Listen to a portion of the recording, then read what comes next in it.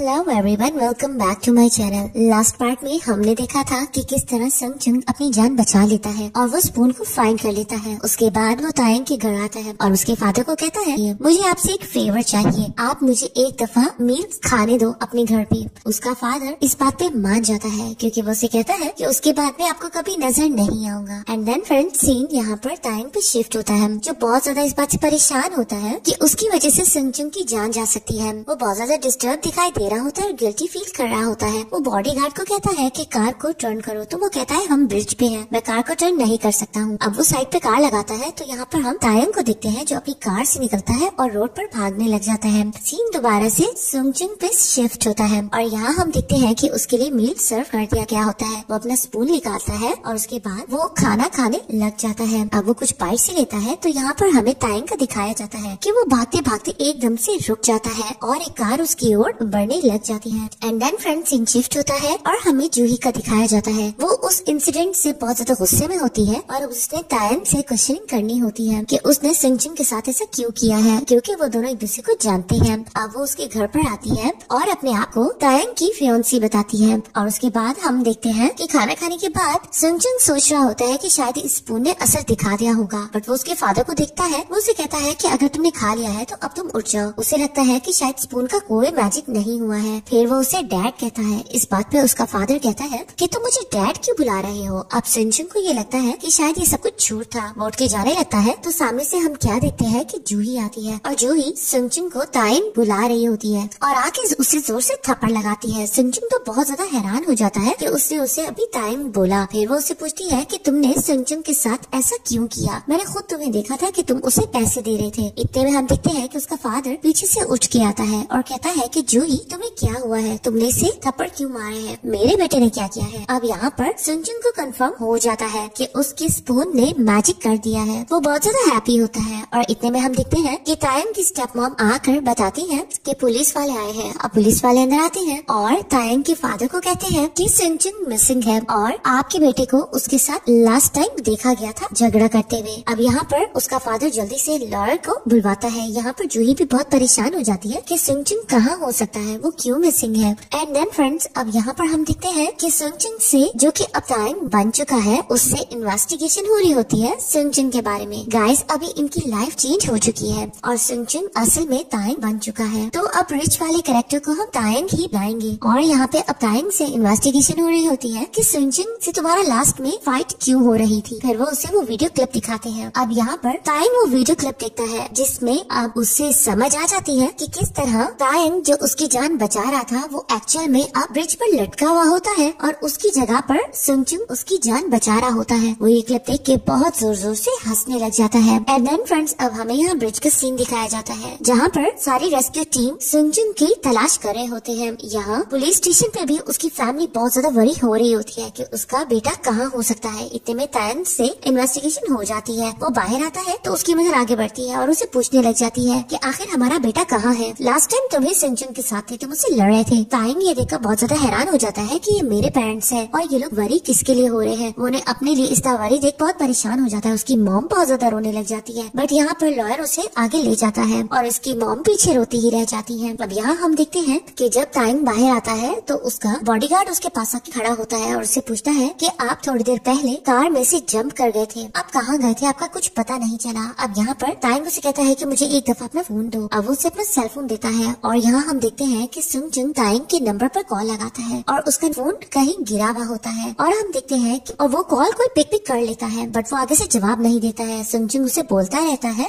But वो आगे से जवाब नहीं देता है। एंड देन फ्रेंड्स इस इतने में उसका बॉडीगार्ड आके बताता है कि संगजुंग मिल चुका है, उसकी फैमिली उससे मिलने के लिए हॉस्पिटल जा रही है। एंड देन फ्रेंड्स यहाँ हॉस्पिटल में हम देखते हैं तायंग, जो कि अब संगजुंग बन चुका है, वो लेटा होता है और उसके पेरेंट्स उसके लिए वरी हो रहे होते हैं। वो मॉम कर रहा होता है और उसकी मॉम बहुत ज्यादा रोने लग जाती है। वो उसे जिंदा देख बहुत ज्यादा खुश हो रही होती है। यहाँ हम तायंग को देखते हैं जो ये न्यूज सुन के वहाँ पर आ जाता है और उसे हर जगह ढूंढने लग जाता है। अब इतने में हम देखते हैं कि पीछे से तायंग खड़ा होता है और उसे संगजुंग बुलाता है। अब यहाँ पे संगजुंग बहुत ज्यादा परेशान खड़ा हो जाता है कि ये मेरा नाम क्यों ले रहा है, क्या इसे सब कुछ याद है, क्या ये समझ चुका है कि हमारी लाइफ रिप्लेस हुई है। वो अब यही सोच रहा होता है कि इतने में उसकी सिस्टर आ जाती है और उसे कहती है कि तुम ठीक तो हो ना, तुम अपना ही नाम बार बार क्यों ले रहे हो। अब यहाँ पे उसकी नजर तायंग पे पड़ती है और वो कहती है है कि तुम यहाँ क्या कर रहे हो, तुम्हारी वजह से मेरे भाई का ये हाल हुआ है। अब यहाँ पे उसका डैड तायंग का थैंक यू करने लग जाता है कि तुम्हारे आने का शुक्रिया, तुम सुंगजुन के बारे में पूछने आए हो। बट उसकी सिस्टर टोकने लग जाती है कि इसी की वजह से सब कुछ हुआ है, अगर ये कॉलेज में सब कुछ ना करता तो हमारे भाई के साथ ये सब कुछ ना होता, इसी ने भी फाइट की है और इसकी वजह से मेरा भाई ब्रिज से गिर गया था। बट यहाँ पर तायंग जो कि सुंगजुन बन चुका होता है वो कहता है कि नहीं, मैंने उसे धक्का दिया था। अब यहाँ पे सुंगजुन बहुत हैरान होता है और सोचता है कि इसका मतलब ये है कि इसे सब कुछ याद है, क्योंकि एक्चुअल में धक्का तायंग नहीं दिया था तो सुंगजुन ब्रिज से नीचे गिरने लग गया था। अब यहाँ पे सुंगजुन जो कि तायंग बन चुका होता है वो जल्दी से बात को टालता है और कहता है कि ये एक एक्सीडेंट था। एंड देन फ्रेंड्स, अब यहाँ पे हमें तायंग के फादर का सीन दिखाया जाता है जो प्रिंसिपल को कहलवा रहा होता है कि सुंगजुन वाले केस को यहाँ ही खत्म कर दिया जाए और ये बात प्रेस में लीक नहीं होनी चाहिए। और उसके बाद वो बॉडीगार्ड को कहता है कि तायंग और सुंगजुन का मामला खत्म नहीं हुआ है, क्योंकि एक्चुअल में उनकी ब्रिज वाली फुटेज किसी ने बनाई होती है। अब ये लोग इस बात से वरी हो रहे होते हैं आखिर कौन था जिसने इनकी ये वीडियो बनाई है, तो इसलिए हमें सबूत हटाने पड़ेंगे, क्योंकि उसे ये डर हो रहा होता है कि उसके बेटे को कोई हरास न करे। अब यहाँ पे ये लोग यही सोच रहे होते हैं कि कोई इनका क्लासमेट होगा जो इन दोनों को पहचानता है। एंड देन फ्रेंड्स, इसके बाद अब हमें सुंगजुन का दिखाया जाता है जो कि तायंग बन चुका होता है और अब उसके घर में घूम फिर रहा होता है। वो हर चीज को देखकर बहुत ज्यादा हैरान हो रहा होता है और सोच रहा होता है कि ये सब कुछ कितना अच्छा है। वो जहाँ जा रहा होता है वहाँ पे सर्वेंट्स होते हैं और सर्वेंट्स उसे देखकर बो कर रहे होते हैं। उसे ये सब कुछ बहुत अच्छा लग रहा होता है, बट अब उसे समझ नहीं आ रहा होता है कि तायंग का रूम कौन सा है। और उसके बाद वो एक रूम में एंटर होता है जहाँ पर उसकी स्टेप मॉम होती है। वो उसे देखकर डर जाती है तो वो उसे कहती है कि तुम्हें नॉक करके आना चाहिए था। वो उसे कहता है सॉरी मॉम। ये बात सुनकर वो बहुत हैरान होती है और कहती है तुम मुझे मॉम क्यों बुला रहे हो, मुझे अच्छा लगा तुमने मुझे मॉम कहा, पर तुम्हारे फादर सुनेंगे तो वो गुस्सा करेंगे क्योंकि तुमने हमेशा ही हमें फादर और मदर बुलाया है। अब वो समझ जाता है तो वो उसे कहती है तुम यहाँ क्यों आए हो, तो वो कहता है मैं आपसे माफी मांगने आया था। वो उसे रोकती है और कहती है कि तुम बहुत अजीब बिहेव क्यों कर रहे हो, तुम कभी भी मुझसे अपोलोजाइज नहीं करते हो, क्या तुम वहाँ की तायंग हो भी कि नहीं हो। वो उसे हैरत से देख रही होती है और फिर उसे कहती है कि अब बहुत हो गया, ज्यादा मेरे सामने नाइस बनने का ढोंग मत रचाओ और यहाँ से जाओ। अब यहाँ पर सुंगजुन भाई जो कि खड़ा होता है गहरी सांसें लेने लग जाता है। इतने में उसका बॉडीगार्ड आता है तो वो बॉडीगार्ड को देखकर हंसने लगता है और उससे वो इस घर का सारा नक्शा वगैरह मंगवाता है और इसके अलावा सर्वेंट्स की सारी डिटेल डॉक्यूमेंट्स मंगवाता है। उसका बॉडीगार्ड उससे ये वजह पूछता है कि आपने कभी इन चीजों में इंटरेस्ट नहीं लिया है, बट आप आज ये सब कुछ क्यों मंगवा रहे हो। तो वो कहता है मैं इन्हें और ज्यादा डिसिप्लिन करना चाहता हूँ। एक्चुअल में वो सारी डिटेल लेना चाह रहा होता है। अब वो आगे जा रहा होता है तो उसका बॉडीगार्ड कहता है कि आप आगे क्यों जा रहे हो, आपको अपने रूम में जाना चाहिए। अब वो रूम में जाने लगता है तो वो उसका थैंक यू कह के सर कहता है। यहाँ पे उसका बॉडीगार्ड बहुत हैरान होता है और कहता है आप आज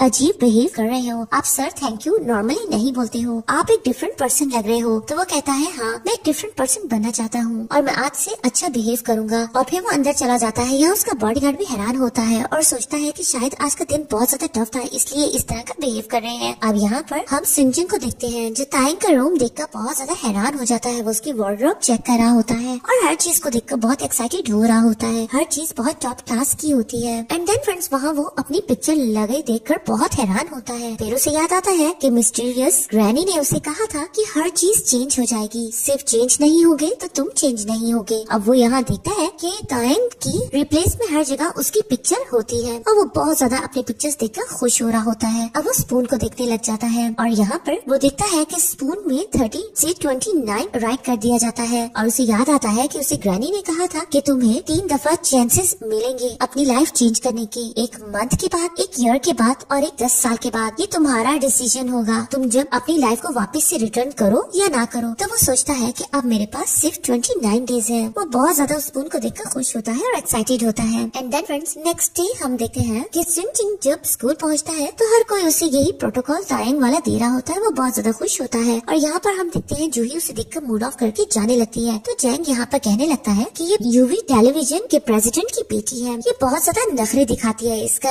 एटीट्यूड बहुत ज्यादा एबनॉर्मल है, लेकिन ये है तो क्यूट, और इसके भाई बहुत ज्यादा बेकार है। यहाँ पर सुंगजुन उसे कहता है कि तुमसे बहुत ही बेहतर होंगे। यहाँ पर जैंग कहता है कि इसे क्या हो गया है, ये आजकल मेरे पीछे कुछ ज्यादा ही पड़ गया है। अब वो क्लासरूम में एंटर होता है और वो सुंगजुन की जगह पे बैठ जाता है। सब लोग उसे हैरानगी से देखने लग जाते हैं और यहाँ पर सुंगजुन का फ्रेंड उसे कहता है कि तायंग तुम सुंगजुन की सीट पर क्यों बैठे हो। अब यहाँ पर सब लोग उसे हैरत से देखने लग जाते हैं तो वो कंफ्यूज हो जाता है और कहता है कि हाँ मैं अपनी सीट पे जाके बैठता हूँ। अब वो उठ के तायंग की सीट पर बैठ जाता है। अब यहाँ पर जैंग आता है और उसे कहता है कि तुमने आखिर सुंगजुन को क्यों बचाया। तो यहाँ पे सुंगजुन खड़ा हो जाता है और उसे घूरने लग जाता है। जैंग यहाँ पर उसके इस एटीट्यूड से डर जाता है। सब लोग हैरान हो जाते हैं कि आज तायंग को क्या क्या हुआ है। अब प्रिंसिपल ऑफिस में हम देखते हैं कि यहाँ पे प्रिंसिपल तायंग की खूब सारी तारीफें कर रहा होता है और सुनजुन की बहुत ज्यादा बुराई कर रहा होता है। अब ये बातें चुप करके सुनजुन तो पहले सुनता रहता है, उसे अपने बारे में सुनना बहुत बुरा लग रहा होता है। फिर वो प्रिंसिपल को कहता है कि आप लोगों का कोई राइट्स नहीं है इस तरह के किसी के बारे में बात करने का। आप लोग अच्छी तरह जानते हो कि सुनजुन इनोसेंट है और ये सब कुछ मेरी वजह से हुआ है, फिर भी आप लोग मेरे सामने इस तरह प्रिटेंड कर रहे हो।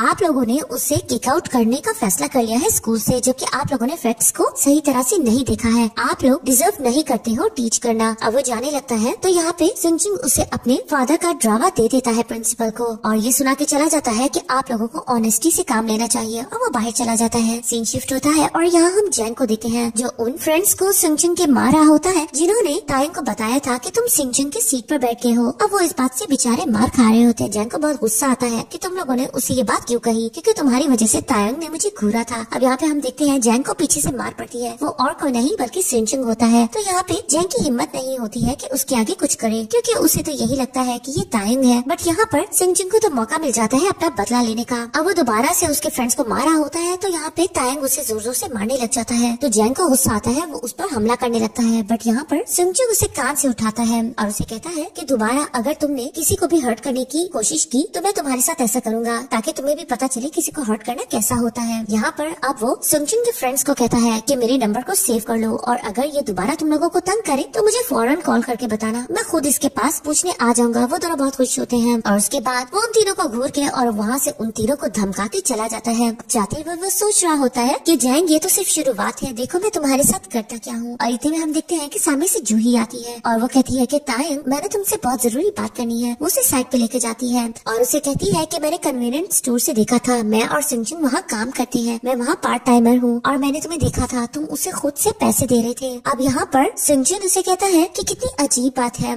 तुम यूबीएस टीवी की प्रेसिडेंट की बेटी हो और पार्ट टाइमर क्यों बनी हुई थी। तो वो कहती है ये एक अलग कहानी है, ये इतना इम्पोर्टेंट नहीं है। तो वो उसे कहता है कि तुम इतना ज्यादा सुनजुन की प्रॉब्लम्स में इन्वॉल्व क्यों हो रही हो, जूही आखिर मसला क्या है। तो वो कहती है तुम ठीक कह रही हो, मुझे खुद भी नहीं पता, लेकिन मुझे इतना पता है कि सुनजुन अपनी जिंदगी गुजारने के लिए बहुत ज्यादा मेहनत कर रहा है। जब तुम्हें इतनी महंगी प्राइवेट ट्यूशन मिल रही है जिसकी वर्थ मिलियंस में है, वो सिर्फ 1 घंटे के पैसों के लिए इतनी ज्यादा मेहनत करता है। वो खाना खाते हुए भी इंग्लिश वर्ड्स को याद करता है ताकि वो कुछ पैसे बना सके। वो हम दोनों की तरह अच्छे खानदान में पैदा नहीं हुआ है, ये हमारे पेरेंट्स की वजह से हमें ये लाइफ मिली हुई है, लेकिन वो इतना लकी नहीं निकला है, तो प्लीज उसे हैरेस करना बंद करो। अब यहाँ पे हम देखते हैं कि वो ये बात करके वहाँ से चली जाती है और यहाँ पर सुनजुन जो कि तायन बना होता है वो हैरत से ये सब बातें सोच रहा होता है। एंड देन फ्रेंड्स अब वो आगे जा रहा होता है तो यहाँ पर यूजिन खड़ी होती है और उसे कहती है क्या तुम्हें पता है वो उसे इतना ज्यादा डिफेंड क्यों कर रही है, क्योंकि उसकी वजह से मिडिल स्कूल में एक लड़की मर गई। यहाँ पर सुनजुन बहुत हैरान होता है और उसे कहता है तुम्हारा क्या मतलब है। तो वो आगे बढ़ती है और कहती है इसका मतलब तुम इंटरेस्टेड हो इस बात में ना, तुम क्या जानना चाहते हो। अब यहाँ पे सुनजुन उसे कहता है नहीं, मैं लोगों की गॉसिप में इंटरेस्टेड नहीं, तो इस टॉपिक पे मुझसे बात ना करो, अगर मैंने पता करना होगा मैं खुद उससे पूछ लूंगा। अब वो जाने लगता है तो वो कहती है कि तुम्हारे साथ मसला क्या है, क्या मैं तुम्हें दोबारा से चीप नजर आ रही हूँ। वो हैरान होता है तो वो उसे कहती है लास्ट टाइम भी तुमने मुझे चीप कहा था, लेकिन अगर दोबारा तुमने मुझे चीप कहा तो मैं चुप नहीं बैठूंगी। अब यहाँ पर सुनजुन सोच रहा होता है कि तायंग ने इसे कैसे चीप कहा। अब वो आगे बढ़ता है और उसे कहता है कि मैं तुमसे इसके लिए सॉरी करता हूँ। फिर वो आगे जाने लगता है, वो उसका हाथ पकड़ती है और उसे कहती है मैं ऐसी अपॉलॉजी एक्सेप्ट नहीं करी, और फिर वो आगे बढ़ के उसे किस करने लग जाती है। यहाँ पर सुनजुन तो हैरान होता है और उसे पीछे करता है। वो बहुत ज्यादा घबरा जाता है और कहता है ये तुम क्या कर रही हो, तुम्हें ऐसा नहीं करना चाहिए था। वो कहती है तुम बस प्रिटेंड करना छोड़ो, तुम सिर्फ प्रिटेंड करते रहते थे और देखो मैंने कर दिखाया है। वो ये कहती है और वहाँ से चली जाती है। यहाँ साफ नजर आता है कि यूजिन तायंग को बहुत पसंद करती है, बट यहाँ पर वो तो बहुत ज्यादा घबरा रहा होता है। And then friend scene shift होता है और हमें यहाँ पर अब तायंग को दिखाया जाता है जो सुनजुन के घर में लेटा होता है। उसके मॉम डैड उसके लिए बहुत परेशान हो रहे होते हैं और सोच रहे होते हैं कि शायद ये बहुत ज्यादा काम करता है, इसलिए दिन रात सो रहा है और रेस्ट कर रहा है। इसने बहुत ज्यादा पार्ट टाइम जॉब किया है और ये बहुत ज्यादा थका हुआ नजर आ रहा है। अब वो उसे परेशानी से देख रही होती है। इतने में तायंग की जाग होती है और वो उठता है और जोर जोर से चिल्लाने लग जाता है कि क्या टाइम हुआ है, मैंने अपने फादर के पास पहुंचना है, 7 होने से पहले अगर मैं ना पहुंचा तो मुझे सजा मिलेगी। गाइस वो बहुत ज्यादा घबरा रहा होता है और उसके पेरेंट्स उसके लिए परेशान होने लग जाते हैं कि इसे क्या हुआ है। और इस मोमेंट पर हमारी ये एपिसोड खत्म हो जाती है। तो गाइस अगर आप लोगों को इस पार्ट की एक्सप्लेनेशन पसंद आई है तो मुझे कमेंट बॉक्स में बताएं। इसका नेक्स्ट पार्ट बहुत जल्द है, जल्द ही मैं आप लोगों के लिए अपलोड कर दूंगी। उम्मीद है आप लोग मेरे चैनल को भी सब्सक्राइब कर देंगे। Thank you so much.